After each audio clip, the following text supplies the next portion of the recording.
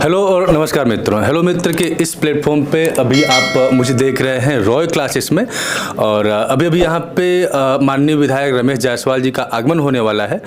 उससे ठीक पहले मैं यहाँ रॉय क्लासेस में उपलब्ध हूँ और मैं जानना चाहता हूँ सर से कि क्यों उनको इन्वाइट किया गया है और ये जो वैकेंसी में 3 साल की उम्र को बढ़ाया गया है उसको लेके बच्चों में कितना उत्साह है और कितना बेहतर डिसीजन है ये। तो सर हेलो मित्र के सभी दर्शकों को मेरे तरफ से नमस्कार। तो सर, ये कोविड काल के कारण सबसे बड़ी समस्या हो रही थी कि बहुत सारे बच्चे जो तैयारी में जुड़े थे, जो पूरे तरीके से परिपक्व हो चुके थे, लड़ने योग्य, वो वैकेंसी के लेट आने के कारण ओवर एज हो गए थे। तो उन्होंने मुख्यमंत्री जी के समक्ष अपना प्रतिवेदन प्रस्तुत किया और यह कहा कि 3 सालों तक उम्र बढ़ा दिया जाए तो बहुत अच्छा होता। और माननीय यशस्वी मुख्यमंत्री जी ने तुरंत बच्चों के निर्देश और प्रतिवेदन का पालन करते हुए 3 साल सभी बच्चों को छूट दे डाली, जिससे इसमें जो परिपक्व बच्चे थे वो भी शामिल हो चुके, जिससे निश्चित तौर पर से प्रतियोगिताओं में ठीक और भी कंपटीशन बढ़ेगा और रिजल्ट अच्छे तरीके से देखने को मिलेगा। देखा कि बच्चों के बीच काफ़ी उत्साह है और सर भी उत्साहित हैं, और इसी को लेकर हमारे बीच अभी थोड़ी ही देर में माननीय विधायक रमेश जायसवाल जी उपस्थित होने वाले हैं, जिनको हम आगे के वीडियोज़ में देखेंगे। रॉय क्लासेस में एक संकल्प जैसा मानो लिया है कि अपने कोचिंग क्लासेस के माध्यम से बच्चों की प्रतिभा, उनके कॉन्फिडेंस को, उनके जीवन में उनके उद्देश्य की प्रतिपूर्ति हेतु जो व्यवस्था इन्होंने बनाई है, जो एक उत्साह इनके अंदर है काम करने का, वो सब कहीं न कहीं से देश की प्रगति में सहायक है। मैं आज कुछ कहूँ इससे बढ़िया मैं आपसे बात करूँ आज, जो लगता है मुझे ज़्यादा अच्छा रहेगा। क्यों? कंपटीशन की दुनिया से हम सब लोगों ने खुद को भी जोड़ के रखा था और उसमें एक अच्छी सेहत के साथ हम लोग वहाँ से वापस आए हैं। उसके बाद आके यहाँ विधायक हुए। भारत को सेवाएं देने का संकल्प लेना, ये भारत की सेवा ही है, इसको मैं सेवा ही मानता हूँ। मुझे लगता है कि आपको भी वही मान के तैयारी करनी चाहिए और भारत के अनवरत विकास के इस रथ को आपको बहुत तेज़ी से अपने कंधों पर रख के आगे ले जाना है। और भारत के भविष्य में आपकी भूमिका सहायक कैसे होगी ये आपको तय करना चाहिए। और कहीं ना कहीं ये तैयारी, जब उत्तर प्रदेश सरकार ने 60,000 वैकेंसी आपके लिए निकाली है, तो निश्चित तौर पर देश सेवा के लिए आपका भाव, आपका समर्पण और आपसे उनकी अपेक्षा का ये परिणाम है कि 60,000 बच्चों को उत्तर प्रदेश के अंदर समायोजित करने की भूमिका में देश के प्रधानमंत्री आदरणीय नरेंद्र मोदी जी की प्रेरणा से उत्तर प्रदेश सरकार ने, यशस्वी मुख्यमंत्री जी ने आप सबको निमंत्रित किया है कि अपनी प्रतिभा के बल पर आप इस सर्विस को पाइए और अधिक से अधिक माँ भारती की सेवा में अपनी भूमिका को सुनिश्चित करिए। कभी भी यह मत समझिएगा कि हम कोई नौकरी करने जा रहे हैं। आप नौकरी बिल्कुल करने जा रहे हैं अगर आपकी सोच को हमेशा बड़ा रखिए। एक समय की बात है कि एक हमारे राष्ट्रीय स्वयंसेवक संघ के तृतीय स्तर संचालक जी ट्रेन से उतरते हैं, पहले ट्रेन का ही ज़माना था, ट्रेन से उतरते हैं तो उन्होंने उतरते ही देखा कि एक नेताजी 2 रोटी, उस समय बहुत अधिवेशन चलते थे, तमाम लोग पक्ष विपक्ष की भूमिका में खड़े रहते थे, बहुत आंदोलन जैसा माहौल था, देश तुरंत ही आज़ाद हुआ था। तो वो 2 सूखी रोटी को आपस में रगड़ रहे थे।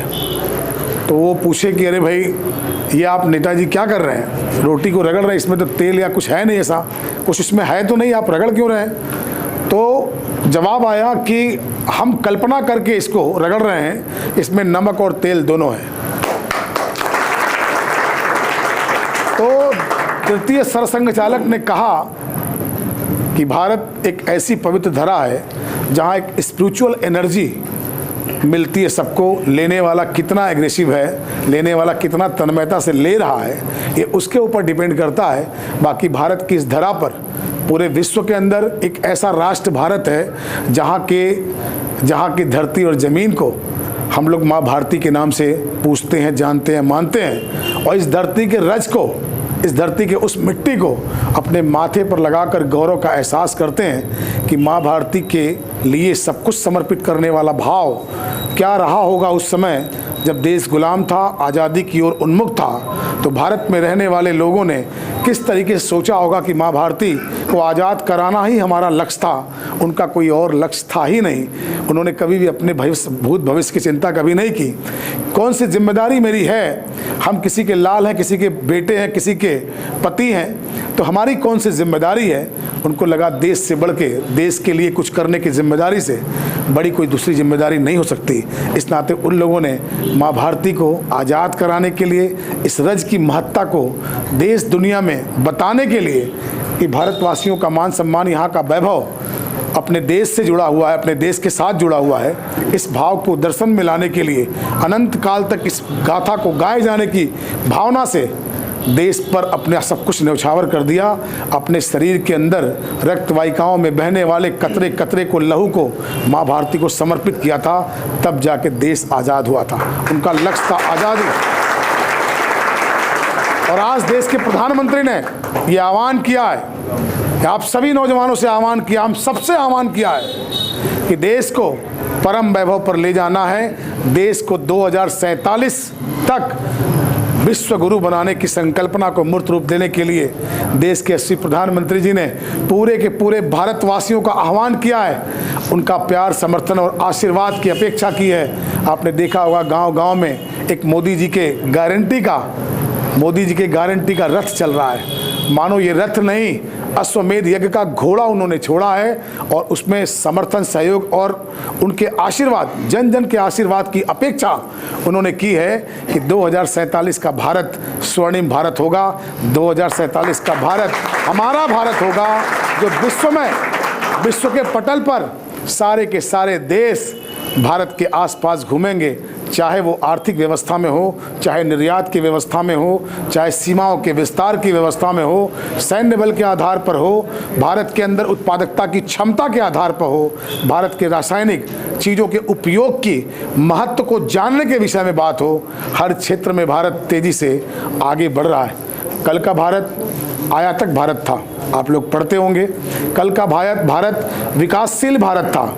आज हमारा भारत बेशक विकासशील की श्रृंखला से बाहर विकसित में नहीं पहुंचा, परंतु हमारा मन स्थिति, हमारी विचारधारा बहुत ही विकसित हो चुकी है। हम अपने को, एक भी भारतीय अपने को विकासशील नहीं मानता, हर भारतीय अपने को विकसित मानता है। मानता कि नहीं मानता?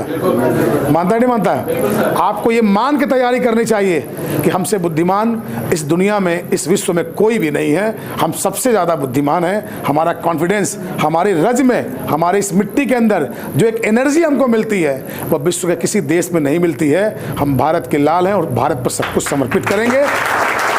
भारत माता की बुलंद है मामला। मुझे लगता है एक भी बच्चा इस अचीवमेंट को छोड़ेगा नहीं, वह निश्चित पूरा करेगा। मुझे लग रहा है उत्साह जबरदस्त है। उत्साह रहता तो काम हो जाता। बोलिए भारत माता की वंदे वंदे। देश की रक्षा कौन करेगा? देश की रक्षा कौन करेगा? भारत माता की बहुत बहुत धन्यवाद, बहुत बहुत साधुवाद।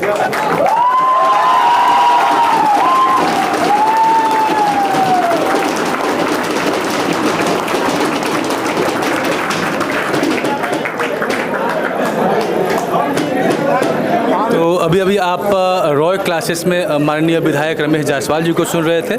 तो हेलो मित्र के प्लेटफॉर्म पे बने रहने के लिए आपका बहुत बहुत धन्यवाद। मिलते हैं आपसे।